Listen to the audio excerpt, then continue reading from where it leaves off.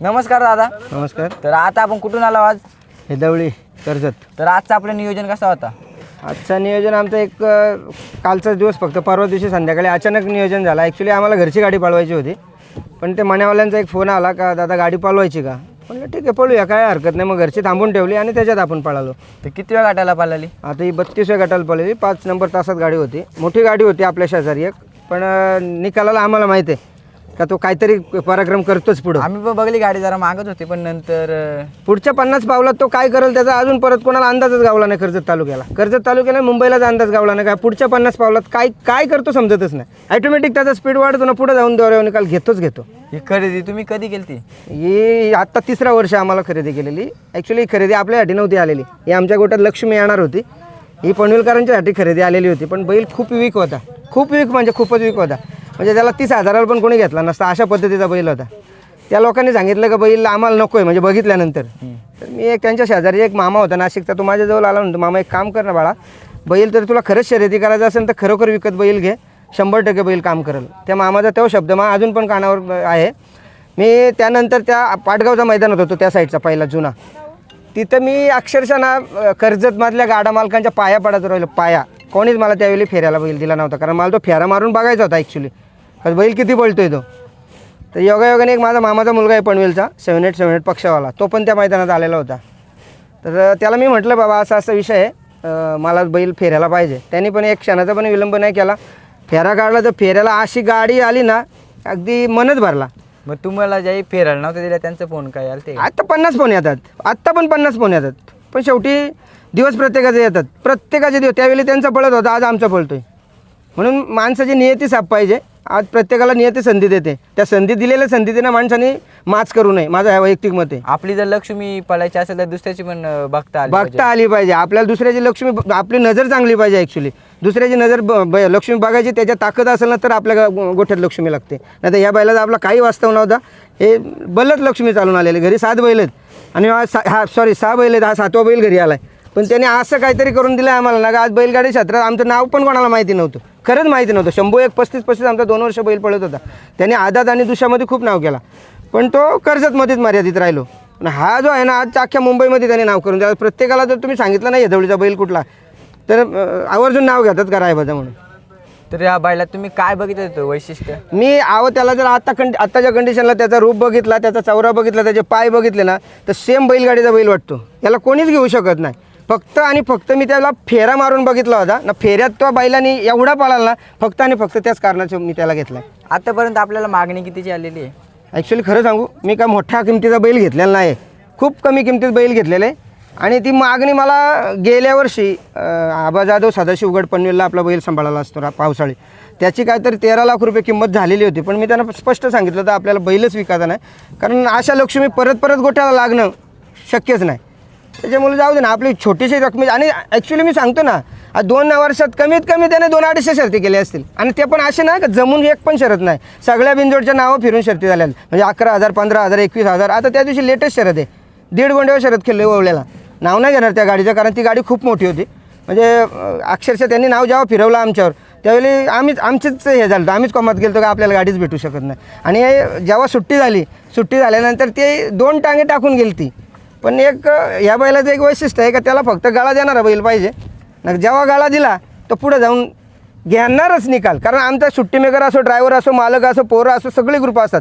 खाली कधीच नाराज नाहीत, कारण त्या सगळ्यांना माहिती आहे हा पुढचा बैल आहे, खाली काही होऊ दे. तर आपला घाटव बैल असतो का? काटावर सगळी बैल असतात आपले. कुणाकडे असतात सांभाळायला? सुजित भैया जाधव सदाशिवगड आबा कराडमध्ये. तर तिथलं नियोजन कोण करतो? तिथलं नियोजन पूर्ण पावसाळ्याचा तो सुजित भैयाच करत असतो. तिथं त्यांच्या नियोजनात आपण हे नाही करत, इंटरफेअर नाही करत. सगळं त्याने चांगल्या प्रकारे नियोजन करतात ती लोक, बसतं अगदी. तर तुमच्या दावणीला किती बैल आहेत? 7 बैल आहेत. नावं त्यांची? एक शूटर, रायबा, शंभू, भैरव, स्वामी, भरपूर बैल आहेत. 7 बैल आहेत एकूण. आणि हाही सगळ्यांचा बाप. तर सध्या आता किती बैल पाळतात आपली?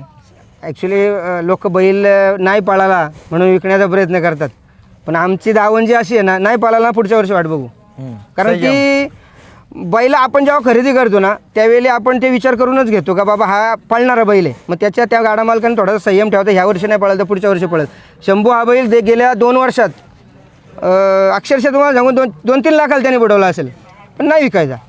आता तो सेकंदाला पळतोय, कमीत कमी 3 महिने झाले ना रे. 3 महिन्यात एकही बैल मावळमध्ये त्याला पुरला नाही, कोणाला विचारायचा. सेकंदाला तिकडे नियोजन कोण करतो?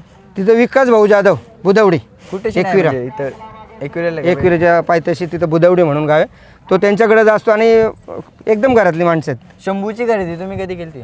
शंभूची खरेदी मी पहिला बैल दावणीचा आमचा तो, आणि त्याच्यापासून आम्हाला हे वेळ लागले. किती दावणीला आले तुमचे म्हणजे? अहो सांगतो का, आता पहिला वासरू शंभू घेतला होता एवढाच, त्याच्यानंतर 7 बैल झाली. तो कितीला घेतला होता तुम्ही? 32,000चा वासरू होता तो. त्याची तर त्याचं नाही सांगूच शकत नाही, कारण तो खूप वेगळाच बैल आहे. तुम्हाला बैलगाडीची गोडी कधीपासून लागली या क्षेत्राची? गोडी ॲक्च्युली एक मॅटर खूप वेगळा होता, नाही मी तो इथं शेअर करू शकत, बट एक असं वाटलं का चल त्याच्या पुण्याईने मला तो वेळ लागला, तर आज त्यांच्यापेक्षा माझं नाव जास्त झालं. तर आज गाडी कुणाच्या नावाने पाळली? कुमार आर्यन आई गावदेवी प्रसन्न कुमार आर्यन जयदास बोडके शंभू 35-35 ग्रुप हे दौडी ह्याच नावाने बिंजोडलाही गाडी पळते, 3 फेऱ्यालाही पळते, आणि वरची शंभू जरी पळतो तरी त्याच नावाने गाडी पळते. किती वेळ गाठवली होती आपली गाडी? ही 32व्या गटात होती, 5 नंबर तासात. 5 नंबर तासात. तर आता पुढचं नियोजन कसं असेल आपला? पुढचं नियोजन झालेलं आहे, ॲक्च्युली 2 नियोजन झालेलं आहेत बिंजोडचे, पण 3 फेऱ्याचं जेव्हा पडेल तेव्हा आयत्या टायमावर आम्ही नियोजन करतो. ॲक्च्युली कालपर्यंत घरचीच गाडी पाळवायचा विचार होता, पण त्यांचा मने भाईवाल्यांचा फोन आला का दादा गाडी पाळवायची का, म्हटलं ठीक आहे काही हरकत नाही पळूया म्हटलं. मग ती गाडी घरची बैलं थांबून ठेवली आणि याला त्यांच्यात पळून घेतला, पण चांगल्या प्रकारे गटपास झाला गाडी. आतापर्यंत फेऱ्याला किती वेळेला पळाला आहे? 3 फेऱ्याला हां. ॲक्च्युली खरं सांगू का तुम्हाला, मी 3 फेऱ्याला भरपूर वेळा बैल पळाला. गटपास प्रत्येक मैदानात होतो, पण सेमीला बैलच पुरले नाही, एकही बैल नाही पुरला अजून परत का त्याने सेमी काढून याला दिले म्हणून. एकटाच गाडी ओढतो, कुठंतरी अर्धा फूट 1 फूट 2 फूट ह्याच रेंजमध्ये गाड्या पडलेल्या आहेत, त्याच्या 2 नंबरलाच गाड्या उतारतात. पण तो चला असू दे, शेवटी नशिबाच्या समय से पहिले और नसीब से ज़्यादा आदमी को कभी कुछ नहीं मिलता. आणि मग आता तुमचं नियोजन झालेलं 2 मैदान बिनजोडचे झालेले आहेत. आता आपला फिक्स ड्रायव्हर कोण आहे गाडीचा? ड्रायव्हर जेव्हा ह्याची खरेदी झाली ना, पहिला फेरा फक्त दुसऱ्या ड्रायव्हरने काढला आहे. त्याच्यानंतर जिथून बिनजोड चालू झालेत तिथून एकच ड्रायव्हर आमचा गाडीचं काही होऊ दे, ती झाली तरी ठीक, नाही झाली तरी ठीक, आमचा ड्रायव्हर जय बुरकुले हा एकटाच असतो. कुठला? कडाव मानकिवली. आणि घाटावर कोण ड्रायव्हर असतो? घाटाव मी म्हटलं ना तुम्हाला, घाटावरचं नियोजन आम्ही करतच नाही, सगळं त्यांच्या ताब्यात दिलेलं असतं. पण कधीतरी बिनजोडचा मैदान मोठा असेल तर जयला आम्ही इकडून मुंबईवरून त्याला घेऊन तिथंशी नेतो मैदानाला, आणि तो तिथं जाऊन गाडी हाकलतो. मग आता रायबरकडनं तुम्हाला काय अपेक्षा आहे? अरे अपेक्षाच त्यांनी पुऱ्या करून टाकल्यात आमच्या सगळ्या, खरंच अपेक्षा पुऱ्या केल्यात त्याच्यामुळे. आणि सगळ्यात वैशिष्ट्य गोष्ट, एवढ्या मोठ्या मापाचा बैल आहे, लोक 2-2 दिवसात बैल पळवतात, याला कमीत कमी आम्ही 5 ते 6 दिवसाचा आराम देऊन बैल पळवतो. खानपाणी काय आपल्याला?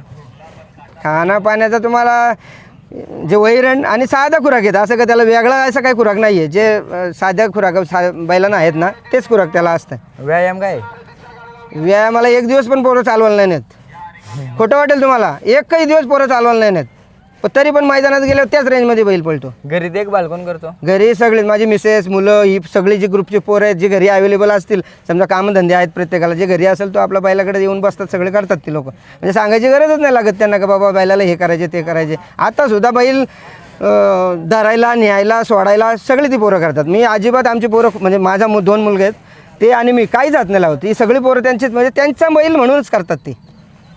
तर अजून तुमचं काय पुढचं प्लॅन काय? म्हणजे प्लॅन बघा, आता प्लॅन जशी मैदानं पडतील तसं प्लॅन करायला लागतं. ॲक्च्युली आधीच प्लॅन करून काहीच उपयोग नसतो. फक्त एक प्रत्येक गाडा मालकाची, एक ज्याचा बैल पळतो त्याची एक प्रत्येकाची इच्छा असते की आपण आज याच्यात पळवलं तर उद्या दुसऱ्या मोठ्या पायऱ्यात पळावं, ही प्रत्येक गाडा मालकाची इच्छा. तसे आमची इच्छा आहे, फक्त ठीक आहे होतात, देतात लोक आपल्याला पण पैरे, बघूया पुढे. तुम्हाला कोणत्या पायऱ्यात पळायची इच्छा? म्हणजे असं एक प्रत्येक बैल, खरं सांगू तुम्हाला, बैल ज्या दिवशी उजेडात आला ना, मी एक आवर्जून सांगेल, आवर्जून राहुलभाई पाटील ह्या माणसाला रात्री मी फोन केलेला का दादा मला शर्यतीला तो बैल आपल्याला मिळणार नव्हता, देणार नव्हतं, मला चांगलं माहिती आहे, कारण तो त्याची रेंज काय आहे, आपली रेंज काय आहे आपल्याला माहिती आहे ना. माणसाने प्रत्येकाने आपली रेंज बघून पायऱ्याला हात घालावं, हे माझं वैयक्तिक मत आहे. आपल्यामुळे तर मी दादांना त्यांना रात्री फोन केला, दादा म्हटलं मग आपलं गाडी तर पळणार नाही कारण दोघांचे एकच खांदेत, पण मला तुम्हाला एक फेऱ्यासाठी मला बैल पाहिजे. त्या व्यक्तीने एकही मिनटं असा नाही शब्दच तोंडातून निघला नाही, कॉलवर डायरेक्ट बोलले उद्या सकाळी बैल घेऊन ये. दुसऱ्या दिवशी बैल अशा रेंजमध्ये पळाला, तिथून रायबाचं म्हणजे बऱ्यापैकी अगदी लोक त्याला ओळखायला लागली, चांगले पैरेवाले पण अगदी स्वतःहून फोन करायला लागले. म्हणून त्यांचा एक आवर्जून आभार व्यक्त करेल त्या व्यक्तीचं, कारण ते नाही त्यांना खऱ्या शब्दात नाही सांगू शकत. तर आता आपल्या महाराष्ट्राचे 2 वाघ 81 रायफल नाही, खूप दुःखद गेम चेंजर बघिरा, खूप दुःखद घटना घडली. बगीरा हा मुंबईचा काळीज होतं, खरंच काळीज होतं. त्यामुळे तो जो नंदी होता ना त्याला ॲक्च्युली मला त्याची गाडी पण खेळायची आहे ते स्पष्ट सांगतो, पण त्या बैलावर प्रेम पण तेवढाच होता. कारण त्या बैलाने जे केलं आहे ना ते खरंच मुंबईच्या कुठल्याच बैलाने केलेलं नाही. जेव्हा तुम्हाला ही बातमी कळाली तो नाही राहिला तेव्हा तुमचं रिएक्शन काय होतं? नाही दादा, त्यावेळेस आम्ही त्याच मैदानात होतो, रायबा त्या मैदानात पळाला होता. एवढं वाईट वाटलं होतं ना. नंदी येतो ध्यानात ठेवा, तो कोणाचाही असू दे. मी मागाशी तुम्ही काय म्हटलं की दुसऱ्याचा नंदी बघायची ताकद पाहिजे माणसाचं, चांगलं बघायची. तो नंदी आहे, त्याच्यावर आमचा एवढा प्रेम होता ना. भले ते काहीतरी मिसअंडरस्टँडिंग असतील थोडीफार, पण त्या नंदीवर खूप प्रेम होता आमचा ना. आणि तो त्या कामाचा नंदी होता. लहानपणापासून त्याही वाढवलं अहो चाकणवरून का बेल्यावरून काहीतरी छोटासा वासरू आणला होता. आज एवढा जीव लावून त्या वासराला मोठा केला, मोठा करून त्या नंदीने एवढा मोठा नाव त्यांचा कमवला. म्हणजे खूप दुःखद घटना आहे ती, खूपच. असं खरंच कोणाचं होऊ नये. आणि 81 रायफलचं काय बोला? हे बघा 81 हे मोठ्या मैदानाचा मोठा वस्ताद आहे, त्याच्याबद्दल बोलावं तेवढं कमीच आहे. ते अख्ख्या महाराष्ट्राला माहिती आहे तो नंदी काय होता आणि त्यांनी काय काय पराक्रम केलेत ते. त्याच्याबद्दल बोलायला पण उलट आपल्यासारख्याला हे नाही होते, पण खूप मोठा नंदी होता, मोठ्या मापाचा नंदी होता तो. तर तुमच्या अजून असेच दावणीला बैल घडतील ही अपेक्षा मी ठेवतो. मगाशी काय म्हटलं तुम्हाला, समय से पहले और नसीब से ज़्यादा आदमी को कभी कुछ नहीं मिलता. जब समय आएगा तभी मिलेगा और जितना नसीब में उतना ही मिलेगा. तर धन्यवाद दादा, तुम्ही ही मुलाखत दिली. तर तुमच्या वाटचालीस तुम्हाला हार्दिक शुभेच्छा. आणि खास करून तुमचं खरंच आभार हे आमची जी बाईट घेतली त्याबद्दल. कारण कुठंतरी आम्ही पण दोन माणसांच्या थोडंसं चर्चेत येऊ तुमच्या मार्फत. कारण बैल जरी पळत असला तरी पण आम्हाला कर्जतवाल्यांना माहिती आहे बैल पळतो, पण ते जे महाराष्ट्राला कळायला पाहिजे ॲक्च्युली का बैल खरंच पळतोय का काय होतंय का, ते तुमच्या मार्फत पोचते लोकांच्या जवळ. ते खरंच तुमच्या मनापासून धन्यवाद. चला.